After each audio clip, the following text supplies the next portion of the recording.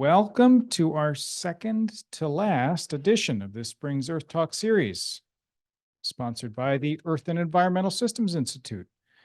A couple of short notes. Tomorrow, this is a bonus talk. Jocelyn Turnbull, who is the lead scientist at the Rafter Radiocarbon Lab, will be presenting a talk on monitoring greenhouse gas emissions from cities in New Zealand. She is coming here all the way from New Zealand. That'll be 2 o'clock tomorrow afternoon in 529 Walker up on the 5th floor. So if you're really interested in another talk about urban science, it should be a good one tomorrow. Another note, next week's speaker, Ashish Sharma, who's from the University of Illinois, he will be in person at Johns Hopkins. We will still, however, be meeting here and projecting on Zoom. But so the last speaker of the series will be going to Baltimore. And that will be the last talk in the series. All right, so this week, however, I'm pleased to introduce Michael Waring, professor and department head in civil, architectural, and environmental engineering at Drexel University. Michael joined Drexel in 2009. Prior to that, and here is our study of what degrees have the folks who are speaking in this interesting series earned. Michael earned a bachelor's degree in English from the University of Texas at Austin. English and economics. English and economics? Interesting. All right. And a bachelor's degree in architectural engineering from the University of Texas at Austin. And a master's degree in environmental and water resources engineering from the University of Texas at Austin. And a Ph.D. in civil engineering from the University of Texas at Austin. It was a good place to be. Oh, and you should, you're plugged in. All right, he's plugged in. Yeah. Good. You're plugged in.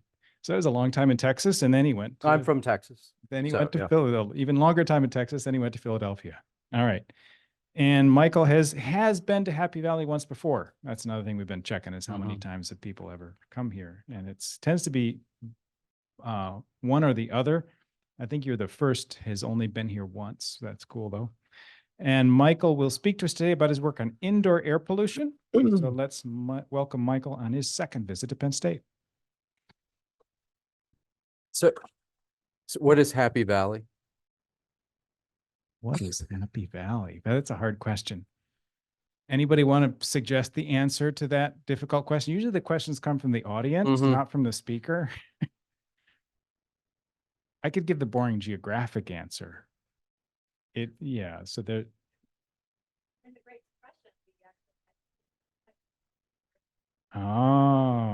Hypothesis that it's resilience to unemployment in the Depression. Well, this boring geographic answer is also this is the Ridge and Valley province, and there is a long ridge to the south that is Tussey Mountain, though some people would argue that it's not really a mountain, it's a ridge. And there's Bald Eagle Mountain to the north, which is a long ridge, and we're in between, so it's a valley. Okay. How long is it? How long are the mountains? No, the valley. How long is the valley? Happy Valley. The ridge and valley, those things go for a long ways, 30, 40 miles. Okay. Very long. All right. Yeah. Thanks.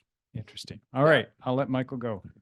Okay. Thanks for your attention today. So as Professor Davis said, I'm going to be talking to you about indoor air quality. So I've done measurements and modeling with indoor pollution. Why is this important? We spend 90% of our time in buildings, right?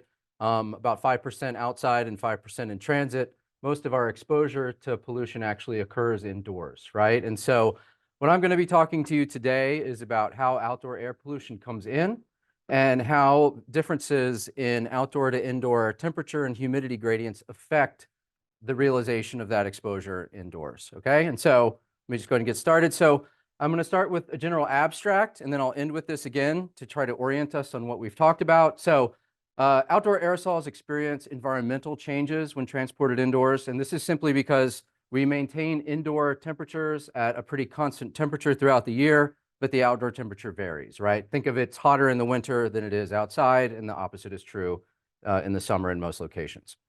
These environmental gradients can reduce or enhance indoor PM, particulate matter concentrations, due to thermodynamic changes and repartitioning that occurs. Traditional models often overlook these phenomenon, which lead to inaccurate predictions of indoor aerosol exposure. So this is why we care, right? Not only do we sometimes incorrectly model outdoor pollution coming in if we neglect these thermodynamic changes, but by doing so, we can have inaccurate predictions of indoor aerosol exposure. And I'll talk about that as well.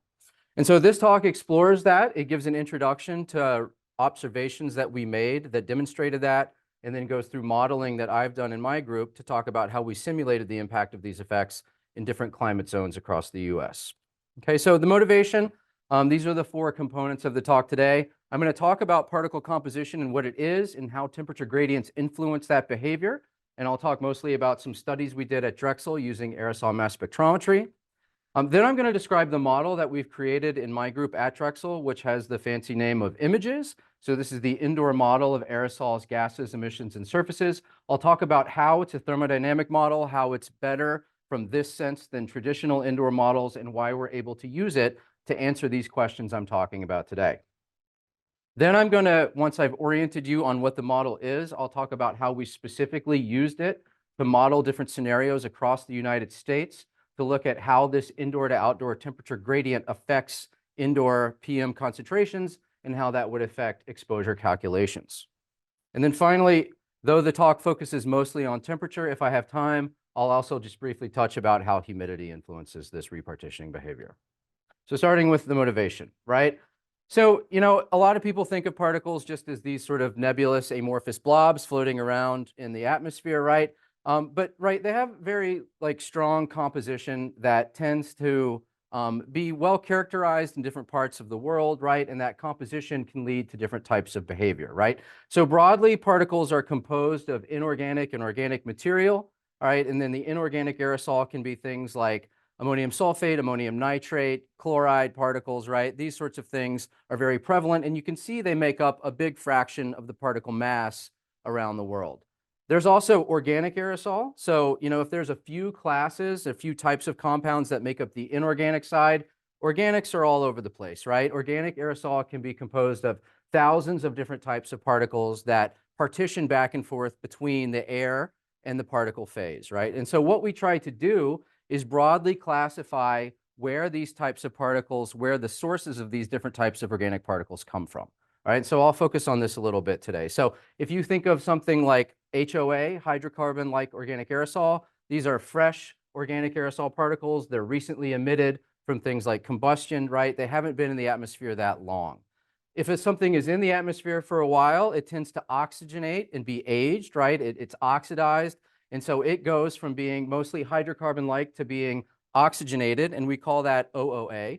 And then we can further break that down into how volatile the oxygenated organic aerosol is. Semi-volatile is pretty freshly formed oxygenated aerosol, and low volatility is very aged, older oxygenated aerosol, and it tends to have been in the atmosphere for a couple of weeks, okay? And this all matters, as we'll see, because what type of aerosol the particle is predominantly composed of will influence how it responds to these temperature and volatility changes as outdoor aerosol comes inside.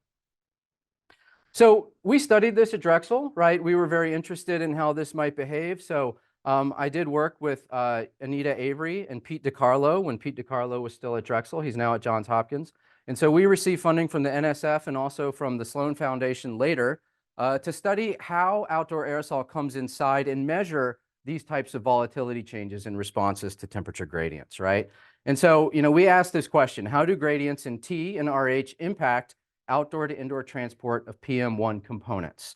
And then we asked ourselves specifically, can we see volatility-driven differences in outdoor and indoor PM? So the way that we did this, we did it a few times, right? We used an automatic valve switching system where every 4 to 6 minutes we changed between the indoor and the outdoor environment. We had 2 indoor locations that we would measure indoor aerosol in, either a laboratory, which was our first location, or later we moved into a classroom, which was sometimes occupied and sometimes unoccupied. For those 2 indoor locations, we also had 2 corresponding outdoor locations. In the laboratory, we just measured out the window. And then for the classroom, we were actually measured from the roof using a penetration through the roof that we created that actually took measurements right near the HVAC intake that fed the classroom. So it was a pretty nice setup. What did we measure? We used aerosol mass spectrometry to measure real-time online aerosol composition. So this is like a really nice instrument that can take aerosol and then in real time do mass spectrometry on it and analyze what types of components the aerosol is composed of. So it it derives and breaks things down into things like organics, how much nitrate, how much sulfate, how much ammonium, chloride, and black carbon there is. We also did size distributions without composition, which I won't really talk about today.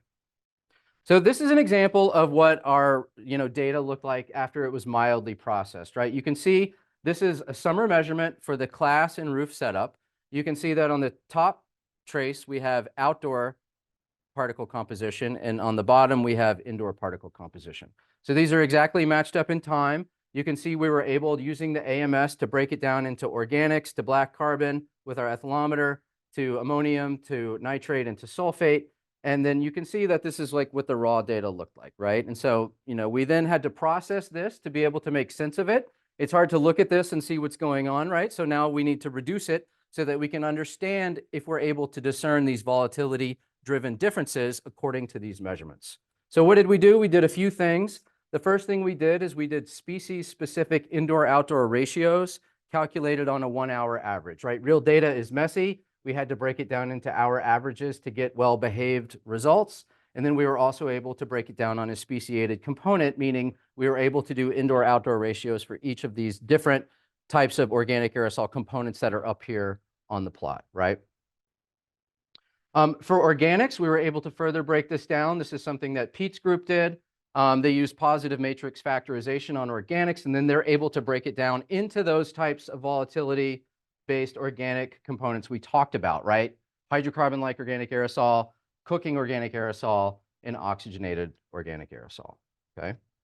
And then, so we said each of these components then will have different, or should have different, responses to volatility responses based on these temperature gradients, right? So then we're now able to look at, if we've broken this all down into species-specific indoor-outdoor ratios, we know what the outdoor-indoor temperature differences are during these times. Can we put it all together and make sense of this question that we asked ourselves, right? And so how did we do that? So, obviously, it's not that easy just to look at something, right? We have to break it down into a useful parameter.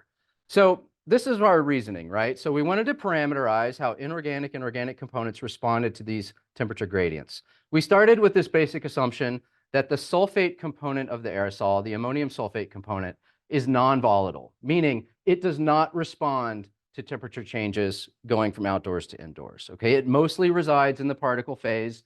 This is a very strong assumption. That means that that particle type only undergoes mechanical losses as it moves indoors, meaning as we bring outdoor air in, right, what do we do with it? We put it through a filter. That's a mechanical loss, right? So that should decrease the indoor concentration relative to outside. It also deposits on surfaces, right? Because all particles deposit on surfaces to some degree, okay? So if we say that the sulfate coming in is non-volatile, then we can calculate its indoor-outdoor ratio as a component that doesn't undergo volatility transformations, right? Then what we can do is we can compare all the other indoor-outdoor ratios to that one for sulfate, and then we can see if it has any gains due to condensation or any losses due to evaporation as it comes inside, all right? And so we computed what we called the sulfate normalized indoor-outdoor ratio. So we did just that. We took the IO ratio at every time step, every hour time step, like I just described. We normalized it by the IO ratio for sulfate at every time step. And the way that this works is then if the sulfate normalized IO ratio for some particular component is 1, that means it is relatively non-volatile. It doesn't undergo any condensation gains or any evaporation gains. If it's much less than 1 or reasonably less than 1, then we're saying that it had additional loss processes indoors as the aerosol came inside. That means if it was cold outside and hot inside, the aerosol warmed up and a lot of it tended to evaporate, right? So that's what that means. If it's greater than 1, that means that it either condensed inside or we had some sort of source going on that added to that particular component, right?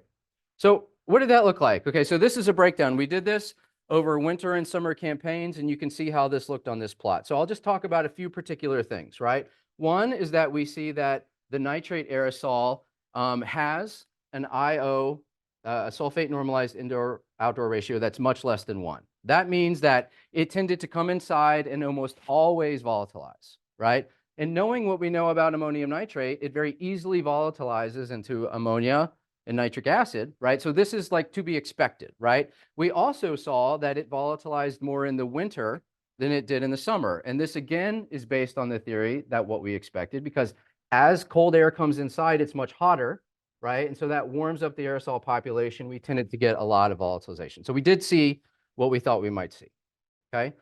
For organics, this is all the organics before we broke them down into different types of factors. We can see that it again followed the same winter-summer trend, right? It was, more volatile in the winter than in the summer, but it didn't behave as strongly as did the nitrate, okay, which that's to be expected. And then we can see if we look at HOA, it also followed this winter-summer trend, but it had some strong source inside, right? We can't really exactly figure out what's going on, but we still can see that, we did have a bunch of behavior where we did start to see evidence of what we thought would happen might happen. Stronger volatilization in the winter, ones that we thought would be more volatile did indeed show up as more volatile according to this IO ratio. So we plotted it as a function of temperature, right? If this is indeed true, and if it does respond to outdoor-indoor temperature gradients, we should be able to plot these IO ratios as a function of outdoor to indoor temperature and see some trend, okay? And hopefully we will, and we did, right? So we saw the sulfate normalized IO ratio for organics. Again, it was around 1, like I said, and it very weakly followed the trend that we would expect to see, where the further you go to the right on the x-axis, it means it was much hotter inside than it was outside, right? And so you would tend to see more volatilization. And then in the summer, over here, it's much colder inside than it is outside, and you would tend to see more condensation. So we did see some evidence of that. We saw it very strongly with the HOA. We think that this is to be true, right? Because HOA is much more volatile than general organics anyway, okay? And so we would expect to see more signal, and we did. We saw a lot more condensation in the summer, and we saw reasonable evaporation in the winter. And then finally, if we look at the same thing for nitrate, we can again see that it followed very strong trends, same as the ones before. We saw a lot more evaporation in the winter, and in the summer, we saw less. Oh, excuse me, in the winter, we saw a lot more evaporation. In the summer, we saw less, okay? So, we did start to see all this stuff. And then, I'll say again, this was for one building in Philadelphia. So this was very good from a demonstration perspective, but we can't really then apply this to other results around the United States, right? Because, it's very driven by this one particular building. It's very driven by the sources in this particular building. And so we wanted to be able to create a model that could model it across different climate zones so we could understand if this did impact PM exposure in residences across the US seasonally. What we do now, we take this evidence and now we created a model to be able to look at it, okay? So this is the model that we used to see if we could recreate this behavior, right? And so this is the indoor model of aerosols, gas emissions, and surfaces. So a little bit about how particle models have developed over time, right? So why do we care about particle models? Maybe some of you do, maybe most of you don't, right? But if we want to be able to predict how people are exposed to pollution in buildings where we spend 90% of our time, we have to be able to model outdoor pollution coming inside or indoor pollution emitted and what its concentration is, right? And so we've been needing to do this, for quite a while. Indoor air pollution models started being developed in the 80s, right? And they've become much more sophisticated over time, right? And so, this is what they look like, right? So this is an evolution, a very quick evolution of PM models.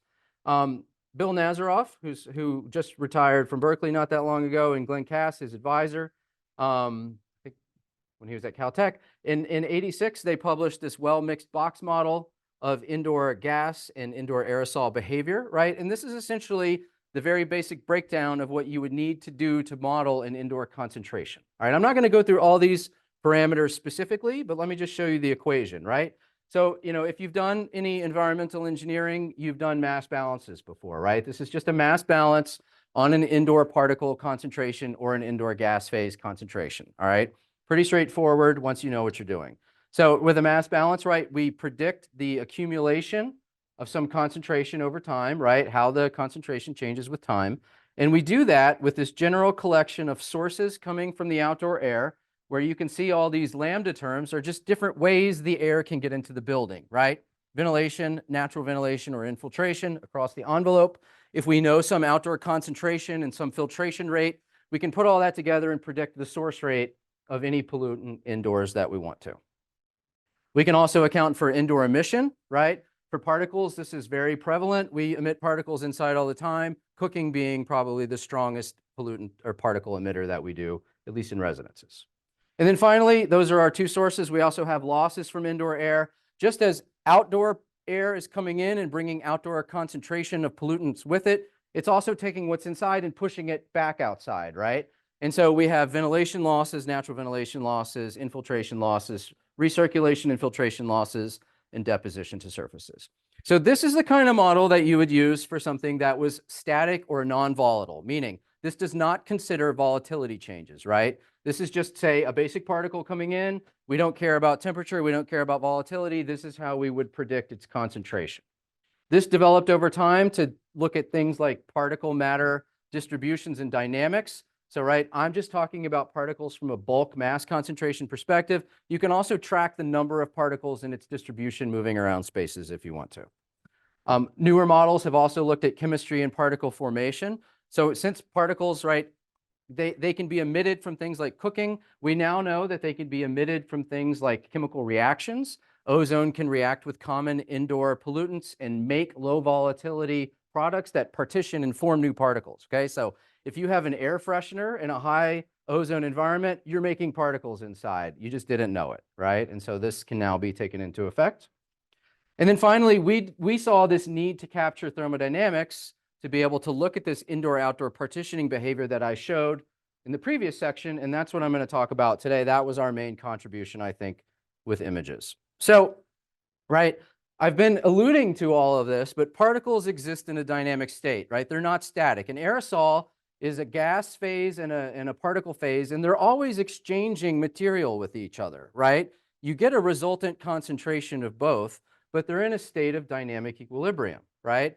And so if aerosol literally means particle and gas phase, if you look up the definition, we've already established they're composed of various classes of materials. And then we're also now, again, reiterating that certain material can partition into and out of the particles based on thermodynamic conditions. And if we change the environmental factors, the environmental states, that can drive our particle to a new state of equilibrium, right? And we will establish our new state. So, also, right, how a particle behaves is influenced by chemical reactions in the gas phase and within the bulk of the particle. This can work to change volatility. We're not going to go into this, but it can. And then I'll also maybe have time to hint at this at the very end if I don't talk for too long. But, a particle can also be a different phase, right? And so the phase can be liquid or semi-solid or solid. And so that is just another way of describing its viscosity, right? So imagine a particle that's liquid, or a particle that's honey floating around, or a particle that is glassy, right? All of these are different phases that the particle can be in, okay? And what phase it's in, how viscous it's in, will determine whether there's a lot of chemistry that's going on in that particle, or whether the partitioning is meaningful in that particle, right? So imagine a liquid particle. It's easier to achieve a state of equilibrium than it is a glassy particle because of its viscosity. So we took all this into account and we adapted the previous mass balance model to try to efficiently capture thermodynamics and chemistry that affect indoor particle exposures. We try to be more aware of all of these phenomena, but just enough to be able to account for it, and to create a model that can still be used to run lots and lots of different simulations, because that's ultimately what we care about as well, is running a lot of different simulations across the United States. So I'm going to talk very briefly about how we model OA, organic aerosol. This follows what is known as absorptive partitioning theory. So this just says that as there's more particle mass in the air, it's easier for more volatile gases to go into that particle. As you increase the reservoir of how much OA there is, you're going to get more meaningful partitioning into that. And that's just what OA partitioning theory says. So we parameterize organic aerosol behavior using the 1D and the 2D volatility basis set. So if you imagine, I said OA was composed of thousands of different types of particles, right? We need some way to be able to tractably monitor that and track it, right? And the way that we do that most simply is with this 1D volatility basis set. All this says is if we break down all these thousands of particles, all these thousands of molecules into some proxy of volatility. And in this case, we're using C star, which is the effective saturation concentration. This is the concentration above which you start to have meaningful condensation into a condensed phase. So we say, if we know that about a molecule, then we can bin it. And then if we can bin it, then we can say how much of it there is in that bin. And if we can do that for all of them, then we can say that there's 10 bins or something like that. And in those 10 bins, there's this much mass concentration of those particles of different volatility types. Okay. Then what we can do is instead of writing a mass balance on the overall particle mass concentration, we can write a mass balance on each of these bins and track the way that those evolve in the system over time instead. All right. And then if that's the case, I'll come back to this in a minute. Then if we apply partitioning equations, the OA concentration emerges. So remember, this is the concentration of all of the organic material that's either in the gas or the particle phase. And then once we know that, we can solve for how much of that condenses out into the OA phase. And then also the beauty of this approach is that the volatility is affected by temperature. And so we can take that into account with our VBS. So it's a little in the weeds, but I just want to set up. We can talk about it more if people are interested, but this is how we model that behavior. And so let me just show with an example. So I said the organic mass responds to temperature changes, and this is what it would look like in our model. So we say that indoor temperature is often very different from outdoor temperature due to weather and HVAC. So here's an example. Say it's 95 degrees outside in the summer and it's 70 degrees inside in the summer. All right. We have established a reasonable volatility distribution describing OA from outside. And now what we're going to do is we're going to take that same distribution and just put it inside. All right. We're going to say what happens if you expose that same distribution to a colder temperature than it was originally. And what happens is you use the Clausius-Calperon equation to shift the volatility of the whole set. And then we end up getting condensation inside, like I said we would, right? If it's colder inside than it is outside, we tend to have more of the gas phase stuff condense into the particle phase. And we actually get, why is this important? Because we actually get an increased particle concentration than a traditional model would predict. And the reason why that matters is because there are people out there who are doing their whole careers trying to predict how much people are exposed to particles indoors, right? And make epidemiological decisions based on that, right? Based on that. And so we need to know, right, how much people are exposed to for real, because this will impact concentration response functions and things like that, and how much, we predict morbidity and mortality due to exposure to PM across the US. The winter example is the opposite, right? So instead, now if we have the same set coming in from outside, we now come in and it goes from 25 degrees F to 70. It's much warmer. We tend to go the opposite direction. The OA, instead of coming into the particle, it goes out of the particle, right? And we end up having more gas phase material, less particle concentration. We would over-predict exposure in this case, right? And so if someone was predicting this, making claims based on this, they would have over-predicted the indoor concentration by a factor of 2 in this setting, right? So that's pretty substantial.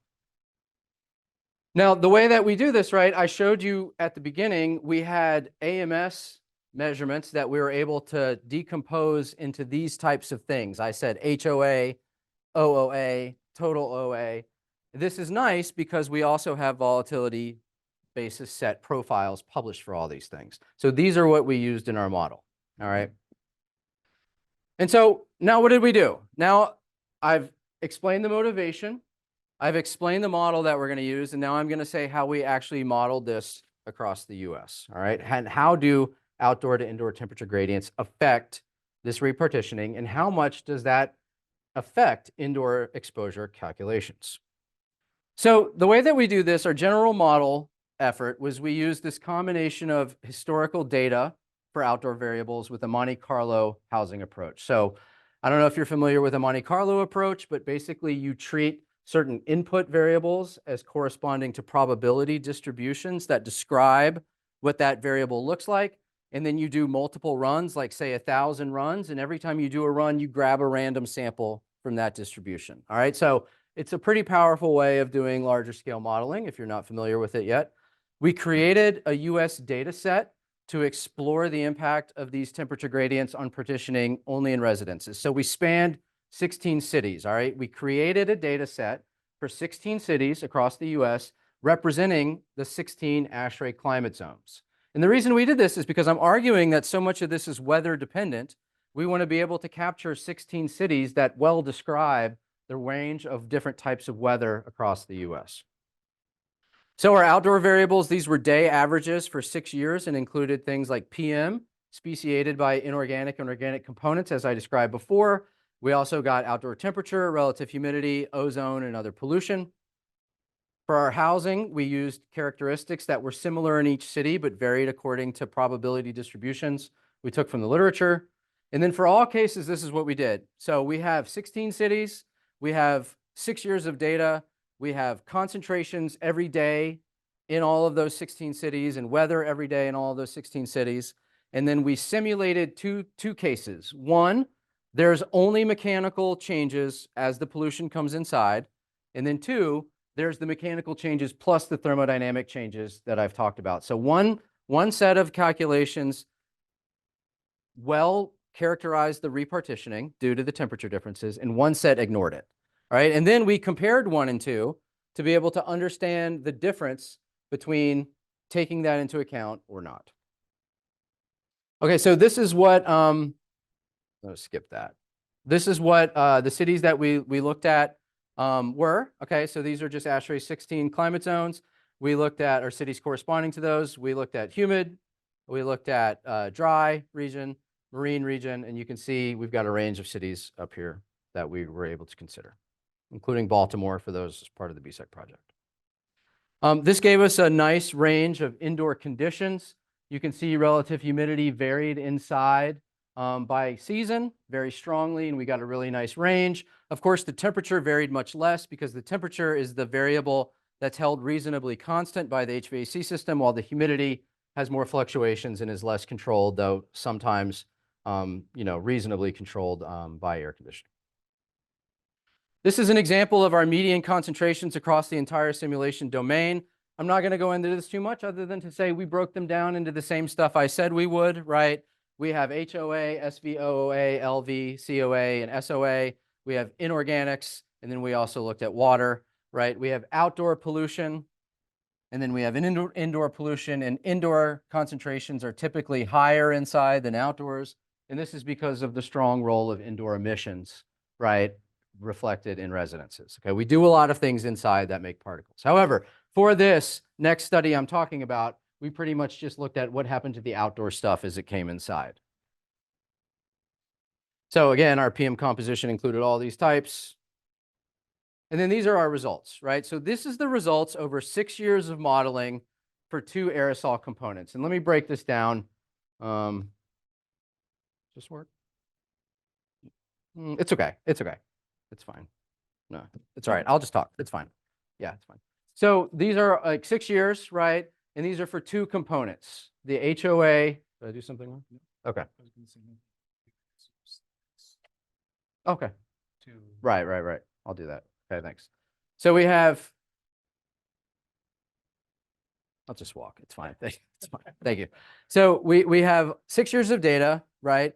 And we have plotted it in the way that I showed the plots for the measurements, right? So that's the first thing I want to say. We have a slightly different term for what I'm going to call the partitioning factor, right? But it's the same thing. It's analogous to this sulfate normalized indoor-outdoor ratio. So what it means is in the winter, if it's less than 1, it means we had volatilization, okay? In the summer, if it's greater than 1, it means we had condensation because it's colder inside, all right? And so you can see for these types, just independent of the location over the entire US data set, if we do the daily partitioning factor and we plot it as a function of what that day's indoor-outdoor temperature difference was, you can see that we get the behavior similar to what I showed on the previous slides. The other thing I'll say is these red lines I have overlaid on the plots are the actual observations that we had in the first study that I showed. Okay, and so you can see for HOA, they perform reasonably well. They fall well into what would be expected. It's not, of course, perfect evidence, right? But it's reasonable evidence that we're well capturing what we're trying to capture. For OOA, it worked fine in the winter. In the summer, it failed completely. And so we're not really sure why. We've been trying to figure that out, but OOA behaved very different than our modeling suggests, and we're not exactly sure why, okay? But I will say, overall, we think that the behavior of the HOA and the OA, and also the ammonium nitrate, which I'm not showing, was well represented by the model that we're trying to use if we consider this partition, all right? And so just to be a little more clear, right, this occurred when it was colder indoors. We got enhanced condensation. In the winter, when it was warmer indoors, we got enhanced evaporation, all right? I'm going to skip that, and I'm going to skip that. So we did see the kind of behavior that we were interested in. Now that we've reasonably demonstrated that the model is performing quite well, or reasonably well enough to proceed, right? We ask ourselves, fine, let's not look at what happened in the whole data set anymore. Let's look at this on a city-by-city basis and try to figure out how much error there might be if we neglect partitioning on our indoor exposure calculations. Okay? So then we ask that question. How much error is incurred from traditional models, traditional PM models that ignore thermodynamic partitioning? All right, so this is really, I know I've talked a lot, maybe it's been in the weeds, but this is really, the big payoff is coming right now. Okay, this is what matters, right? And so this error for indoor PM depends on, as I've been saying, the PM composition in the indoor-outdoor temperature difference. And so therefore, this error, as we've calculated it, which is right here, right, will follow seasonal and regional patterns. So what do we see here? We've got here plotted our 16 cities. And then every month in those cities, we've plotted a color that corresponds to the error that you would incur if you neglected the thermodynamic partitioning, okay?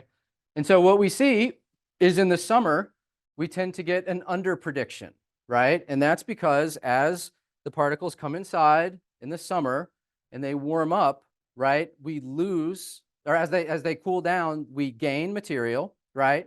I always get this a little backwards. They gain material, and then we end up under predicting the concentration using a traditional model because we're neglecting that condensation.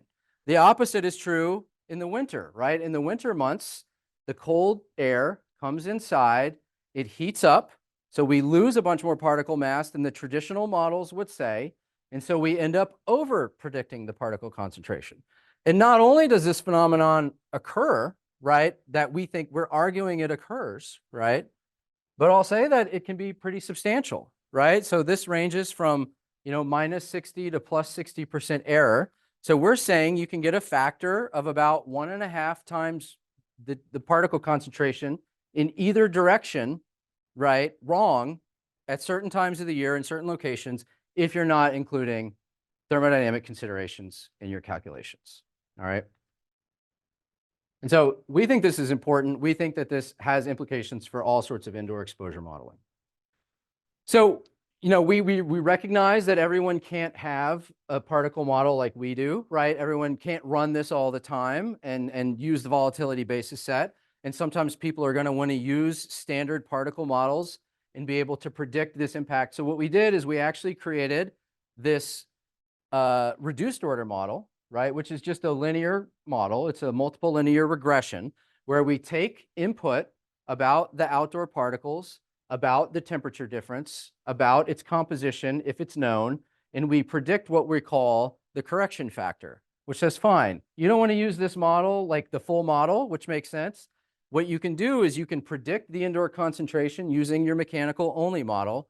Then you can use our linear model to predict the F, the correction factor, and then you can just adjust it based on that, right? And so we provide a mechanism by which people can take regular models that are much easier to run and include thermodynamic considerations based on a multiple linear fit. All right.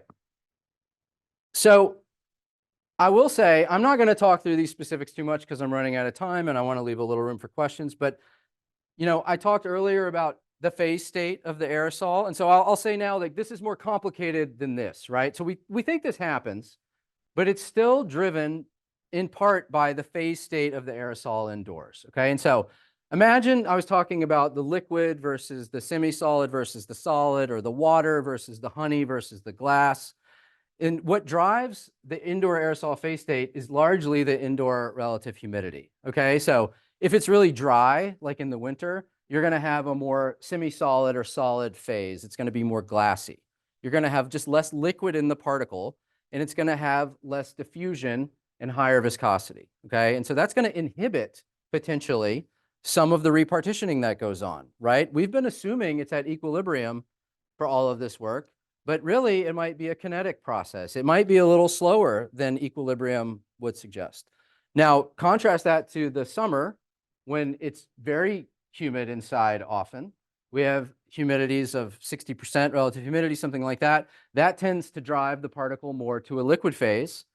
We tend to achieve equilibrium, and what we think happens tends to happen. Okay, so all I'm trying to say is, while this is a picture of what looks like from an equilibrium perspective, it's actually more complex than that. And we're still trying to figure out how much this matters when we consider equilibrium versus kinetic considerations. So if that's just a little detail I wanted to make sure got out there. So, so what we did, I'm just going to this one last slide. We actually have a paper that's looking at, these kinetic versus equilibrium partitioning considerations. We actually did the same study that we did before, all right? But we used a calculation of the phase state of the aerosol to determine what sort of kinetics would happen indoors, okay, for this partitioning back and forth. And we compared the non-volatile model, the equilibrium model, and the kinetic model, all right? And we found that there are cases where we are indeed at equilibrium, where we have partial kinetic equilibrium, partial equilibrium achieved. And then we have some cases where like almost no partitioning happens, which is when it was like super dry in the winter or something like that. So, I don't really have time to go into this specific modeling, and it's even, more mass balancy and more mass transfery than some of the other stuff we were talking about, right? But I just want to say, like most things, the picture is muddier, right, than we might want it to be, and requires more in-depth understanding to try to figure out this partitioning. Okay.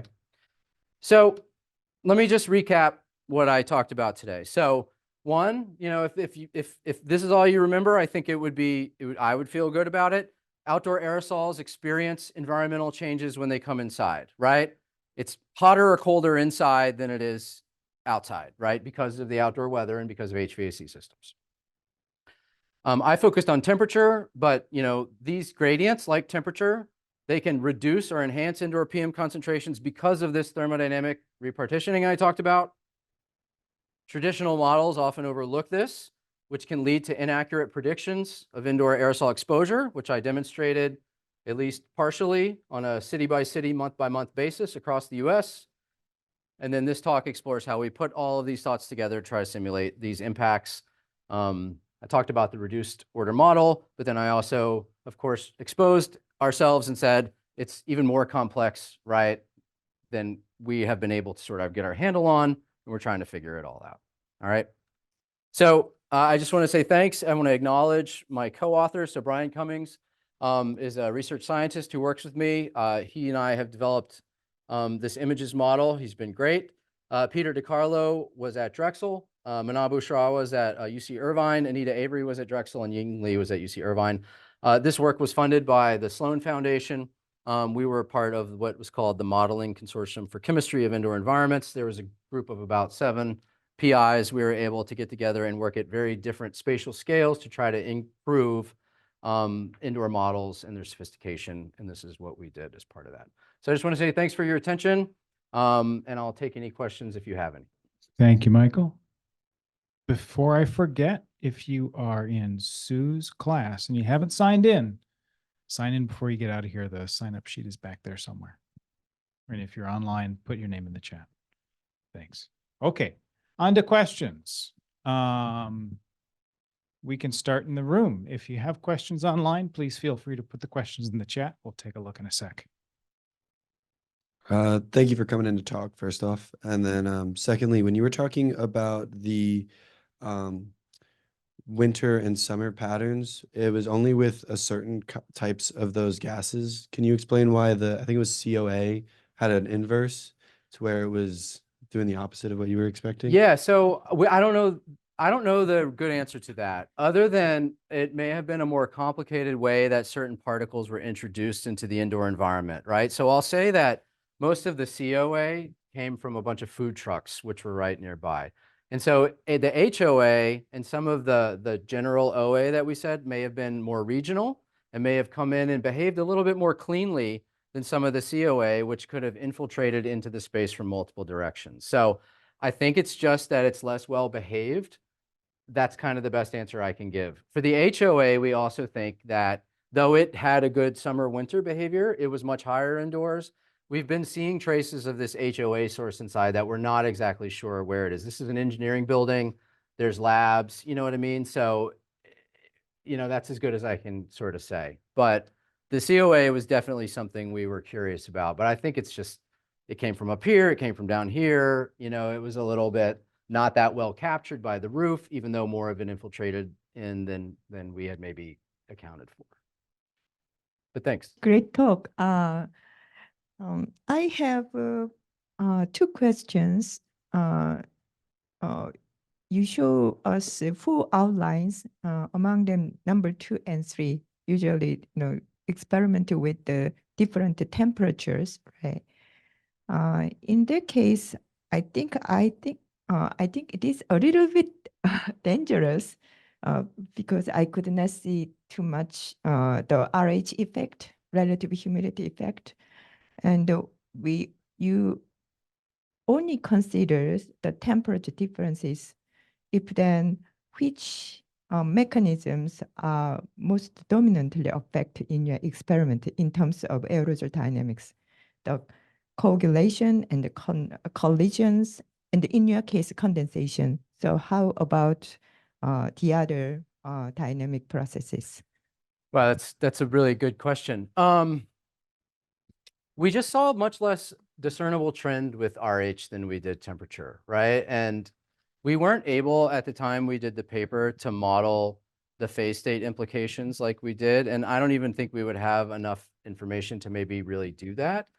So I have a little hard time saying which of the, if we missed something with the RH in the observations right now, right? And so the way that we accounted for the RH in the model, which I didn't talk too much about, was very much a aerosol liquid water in a phase state calculation. And we certainly saw, again, most of that came down to this kinetic versus equilibrium question when we include relative humidity, right? And so this was something, again, was not taken into account in the initial motivational study. We didn't really have the framework in our minds to do so yet. We haven't gone back and recalculated it, but we could potentially see some of that kinetic behavior surface in the observations that we weren't able to accurately think about before.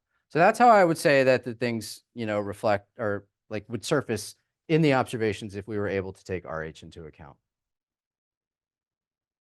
Yep. More questions. I'm going to sneak over here and look at the But chat. I too, still just in think, case. just to follow up, your point is good in that it's not the temperature presents an interesting story, and it's something that I think is easy to demonstrate, and it's got a strong driver of the behavior.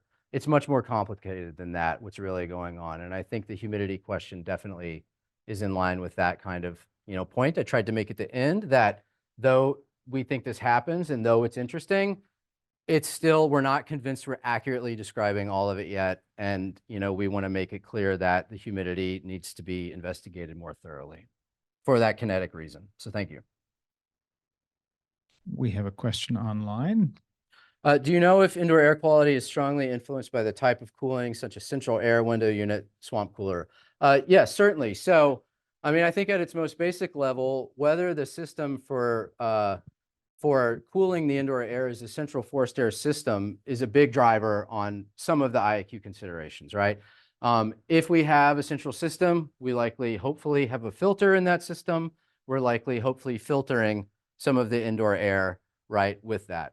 If there's a window unit, right, you don't really have a filter. You may have like a golf, what I think of as like a golf ball filter, right? You have something taking like pet hair out before it hits the heat exchanger or something like that, but you're not able to accurately, or excuse me, effectively filter the indoor air that much with a window unit. A swamp cooler, that's just like pushing air like through a wet fabric, right? And that's a dry region technology. And so those also don't have active recirculation filtration going on. And so this definitely can have some influence, right? But it mostly boils down to filtration, at least as sort of a first approximation. The same thing is kind of true with heating, right? In the Northeast, we have radiative heating, not a lot of forced air systems, although we do have some.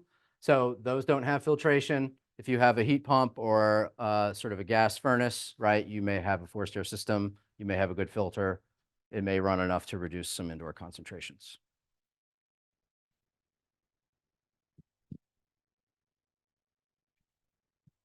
Thank you.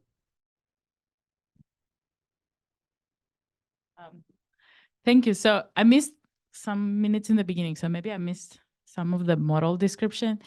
When you were showing the error and you were showing how some of the traditional models might be sometimes overestimating, sometimes underestimating, wouldn't that relationship change with seasonality? Like when seasons change or when heating, cooling units, things like that change? Yeah, and it did. They did in the, whoops. So it was, so season is on the x-axis. Yeah, so when summers get warmer Right. or when winters get warmer. Oh, you mean with climate change? Yes. Oh, sure. Yes, of course. So like this relationship, like couldn't those traditional models actually end up being even worse? I mean, it could maybe go in either direction, right? So if an outdoor location that was cold in the winter, very cold, warmed up a little bit, it would be more like the indoor temperature. So that model might be more correct over time with warming, right? But anytime, if the direction created a stronger deviation between the inside and the outside temperatures, that would tend to make the model worse in both directions. So I think it depends very much on the location and whether, the climate change in that location is more a summer phenomenon or more of a winter Yes. phenomenon, but certainly, yes, that would change that. And presumably the linear, what is it, a linear Linear regression? fit, yeah. That would also be updated eventually. It huh? would, so If you wanted to use it. it for would, I just- mean, so we presented multiple linear models depending on the level of sophistication of the input user. So some of them had composition, which could change also with climate change and future pollution scenarios. Some of them are very coarse and have only a few parameters, right? But I think if the underlying particle composition changed appreciably over time, right, with changing climate or future scenarios, then yeah, we would need to re-update that. The outdoor temperature, right, that's a fixed parameter. It's do other things change besides the temperature difference? Because like that's not going to change, like as a parameter, that's not going to be driven by climate change. It'll just be a bigger or smaller delta T, but it's all the other stuff we might have to update. Thank you. I think that Antoni is anticipating using this in her multi-objective decision-making. Questions? I have a simple one. So big picture, stepping back, we've heard about outdoor air pollution and how it gets modified indoors, but there's also indoor air pollution sources. Right. All of these seem to be important Right. for health. Is that roughly correct, that you can't, none of these are dominant? So I would say that's a complex question because we've based a bunch of PM concentration response functions, which we use in some of these questions, on outdoor concentrations. And if outdoor concentrations change, we see differences in response, differences in morbidity and mortality, right? And so we know that based on that epidemiological evidence that that is true. It's a little bit harder than to say indoors we're emitting pollution, we're cooking, we're making particles, sometimes at extremely high concentrations. I mean, indoor particle concentrations from cooking. So if you know, like, the PM2.5 standard is like 12 micrograms per cubic meter, right? We can get hundreds of micrograms per cubic meter of particles inside from cooking, right? But does that mean that we're exposing ourselves to, 10 times the danger of outside? We don't really know, because the concentration response functions were determined for outdoor particles with their composition. What we're emitting inside, though it's at very high concentrations, like, a careful person will not then say, well, we can apply outdoor concentration response functions to that, though we don't know, right? It depends a lot, I think, on, is it a gas stove, right? Then it might be more applicable than if it was an electric stove, where a gas stove would have combustion particles plus cooking particles, and the electric stove would just have cooking particles. So it's complicated, right?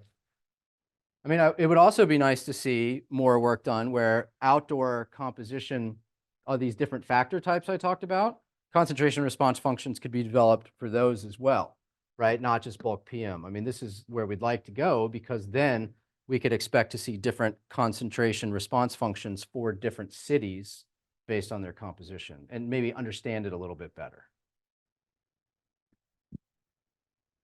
Time for one more, and I'll check online. Sure. I think Ken more or less covered my question was based on the concentrations indoor versus outdoors. Yeah. What's the relative importance of getting the outdoor aerosol transitioning inside versus just getting the indoor correct? Right. But I have a follow-up question because you kind of covered that. Well, One of the other can I talks of add to that real quick, though? Sure. And then we'll do your follow-up. So the other side to that is, for certain things like that are emitted inside, we do have the ability to reduce them pretty effectively. So if cooking is what we're talking about, we can use an effective exhaust hood, right? It's a little bit harder to stop outdoor pollution coming in, but for certain things that we do inside, we can effectively send most of it outside before it mixes with the indoor air. So that's just another little caveat to put out there. So I guess my other question was, where is this idea could be also applied, such as we looked at another talk that talked about when you're commuting, you're exposed to a lot of aerosols inside your car, outside your car, whether you're biking or not. Mhm. And my other thought was, again, from a previous talk, they showed how the concentrations inside can actually vary quite widely depending on your environment. Yeah. And also temperature gradients can matter. And, kitchens are hot generally. Right. I'm assuming the same kind of processes are happening, or? Yeah, I mean, so, like, it requires more investigation, but one can imagine that if you were in a hot kitchen and then you pulled aerosol out of that and you moved it through a cooling heat exchanger, and then it went back into a bedroom, it would undergo a series of different state conditions along the way, right? It would be hot in the kitchen, it would be cold and very humid at the AC, and then it would be temperate more or less in the bedroom, right? And so you could imagine that some of these processes might go along on as the aerosol moved through the house, right? So we've certainly wondered about that. And we've also looked at certain things like, as the aerosol goes through the heat exchanger, how does that affect, like, water uptake by the particle, what's known as deliquescence by inorganic aerosol? Like, how does that affect, like, the way that the salts behave?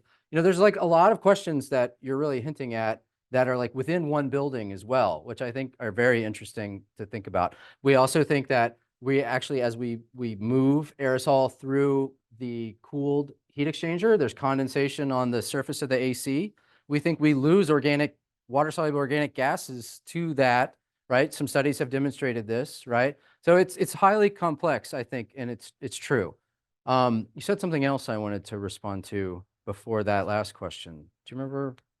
Oh, something about, yeah, the cars, right? So that's like, you could drive with your ventilation system off in your car, right? But then you get higher CO2. But for a short commute, I would rather have higher CO2 than more particles coming in from outside. So, it's very easy. If you smell something, you can turn off your ventilation in your car and turn your recirculation on, and it kind of immediately goes away. Air exchange rates in cars can be reduced from something like 30 per hour down to like less than 1, right? So that's a drastic difference that turning off your ventilation system in your car will do if you're stuck in heavy traffic. But thanks. Good, I like good questions. I like thinking about how it, when it moves around, right, it's experiencing all these gradients. All right, we should thank Michael again. Thank you very much.